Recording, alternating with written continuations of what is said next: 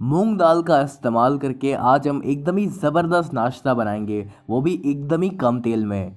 तो इस नाश्ते को बनाने के लिए यहाँ पर मैंने लिया है 1 कप मूंग दाल।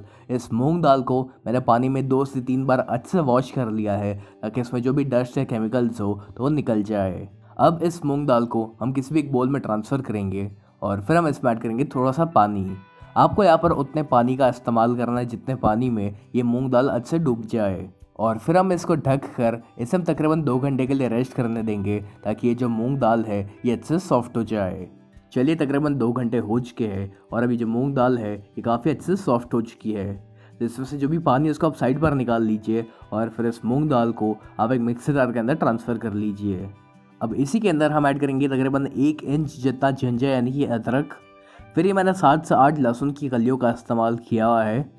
और फिर इसमें एक तीखापन लाने के लिए मैं इसमें ऐड कर रहा हूँ 4 से 5 हरे मिर्च, और इस हरे मिर्च को मैंने बीच में से कट कर लिया था। इस नाश्ते के अंदर हम ज़्यादा मसालों का इस्तेमाल नहीं करने वाले हैं, तो जो भी फ्लेवर आएगा वो इस अदरक, लहसुन और हरे मिर्च का ही आएगा। अब बस इन सभी को हम ऐसे ग्राइंड करके इसकी हम एक पेस्ट बनाकर रेडी करनी है। और इस पेस्ट को बनाने के लिए आप चाहो तो बिल्कुल थोड़े से पानी का इस्तेमाल करोगे तो चलेगा। चलिए, जैसे कि आप देख पा रहे हो कि मैंने इसको अच्छे से ग्राइंड कर लिया है और ये पेस्ट बनकर रेडी हो चुकी है।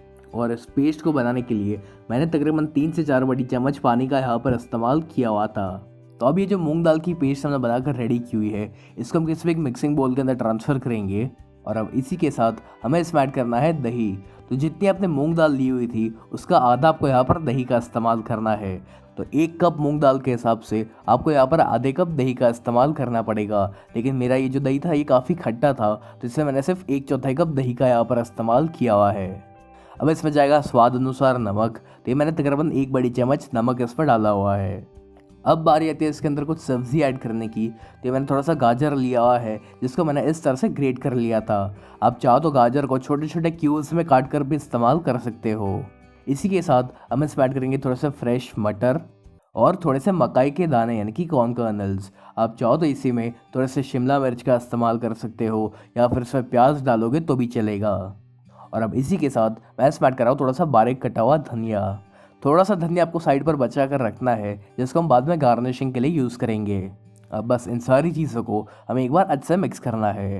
ये नाश्ता देखने में एकदम ही कलरफुल और एकदम ही टेम्पटिंग लगता है, और अगर आपने एक बार ये रेसिपी बना ली तो आप बार बार इस नाश्ते को बनाकर खाओगे।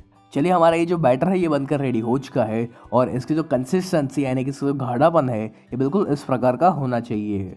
मैंने इस बैटर को बनाने के लिए और पानी का इस्तेमाल नहीं किया हुआ है, क्योंकि हमें इस बैटर को इतना ही गाढ़ा रखना है। अब इसी के साथ हम इसमें ऐड करेंगे तकरीबन 1 बड़ी चम्मच जितना तेल। इसमें हम तेल इसलिए ऐड कर रहे हैं ताकि जब ये ढोकला बनकर रेडी हो जाए तो वो अंदर से एकदम ही ड्राई ना लगे। चलिए, अपना ये जो बैटर है ये बनकर रेडी हो चुका है, लेकिन हम इसको ढक कर इसे तकरीबन 5 मिनट के लिए रेस्ट करने देंगे। अब एक बड़ी सी कढ़ाई में या फिर एक स्टीमर में आपको लेना है थोड़ा सा पानी। मैंने ये तकरीबन 2 गिलास इतने पानी का यहाँ पर इस्तेमाल किया हुआ है, और अब इस पानी को आप गर्म होने दीजिए। अब इसके अंदर हम इस तरह का एक स्टैंड रखेंगे, या फिर अगर आपके पास ऐसा स्टैंड ना हो तो आप ऐसी रिंग का भी इस्तेमाल कर सकते हो। और अगर आपके पास ऐसी दोनों ही चीज़ें अवेलेबल ना हो तो आप नॉर्मल ऐसी कटोरी का भी इस्तेमाल करोगे तो भी चलेगा। अब इस पानी को हम हाई फ्लेम पर उबलने देंगे, और जब तक पानी उबलता है तब तक आपको इस तरह से एक टिन लेना है, और इसको आप पहले तेल से अच्छे से ग्रीस कर लीजिए। इसको हम तेल से इसलिए ग्रीस कर रहे हैं ताकि जब ये ढोकला बनकर रेडी हो जाए तो इसमें से काफ़ी आसानी से बाहर निकल पाए। चलिए, अब हमारे बैटर को रेस्ट के तकरीबन 5 मिनट हो चुकी है। तब हम इसमें ऐड करेंगे इनो। तो ये मैं इसमें तकरीबन आधे छोटे चम्मच इनो का यहाँ पर इस्तेमाल कर रहा हूँ। आज तो ये मैंने रेडीमेड इनो का इस्तेमाल किया हुआ है, लेकिन अगर आपको ये जानना हो कि घर पर इनो कैसे बनाया जाता है तो आप मुझे कमेंट्स में ज़रूर लिख कर बताइएगा। मैं वो भी रेसिपी आपके साथ ज़रूर शेयर करूँगा। अब इस इनो के ऊपर हम हल्का सा पानी ऐड करेंगे ताकि ये जो इनो है ये फटाफट से एक्टिवेट हो जाए। और अब बस इन सभी को हम एकदम ही फटाफट से मिक्स करना है। यहाँ पर बहुत ज़्यादा देरी मत करिएगा, वरना जो इनो का असर है वो धीरे धीरे कम होने लगेगा, और फिर आपका जो ढोकला है वो ठीक से फूलेगा भी नहीं और उतना सॉफ्ट भी नहीं बनेगा। चलिए, जो बैटर है ये रेडी हो चुका है, तो इसको हम इस टिन के अंदर ट्रांसफ़र करेंगे। और फिर आपको इस टिन को इस तरह से 2 से 3 बार टैप करना है ताकि जो बैटर है वो अच्छे लेवल हो जाए।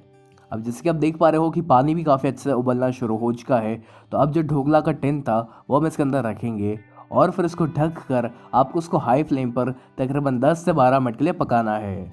अगर आप ढोकला को एकदम ही पतला पतला बना रहे हो तो उसको पकने में मुश्किल से 7 से 8 मिनट लगेगी, और अगर आप ढोकला को मोटा बनाना चाहते हो तो उसको पकने में तकरीबन 10 से 12 मिनट लग सकती है। आप चाहो तो इस ढोकला के ऊपर इस तरह से ऊपर से हल्का सा लाल मिर्च पाउडर भी छिड़क सकते हो। इससे इसका लुक तो काफ़ी अच्छा आएगा ही, साथ ही साथ ये हल्का सा ऊपर से तीखा भी लगेगा।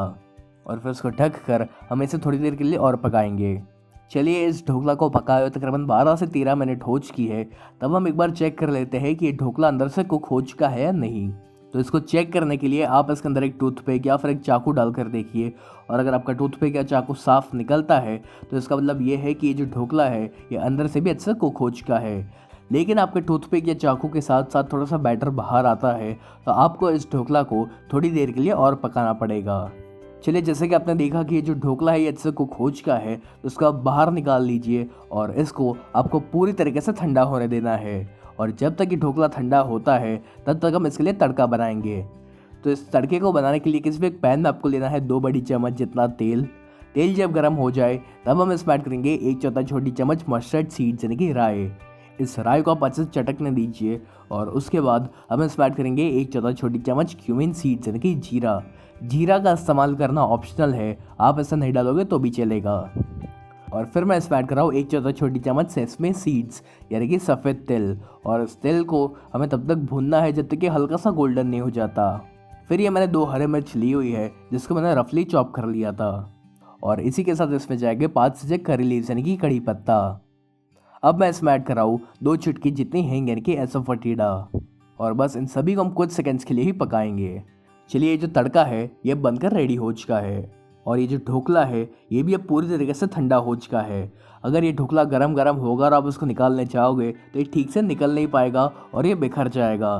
तो इसीलिए इसको पूरी तरीके से ठंडा होने दें, और उसी के बाद आप इसको बाहर निकालिए। तो इसको बाहर निकालने के लिए आप इसके आजू बाजू इस तरह से चाकू घुमाइएगा ताकि ये फटाफट से निकल जाए।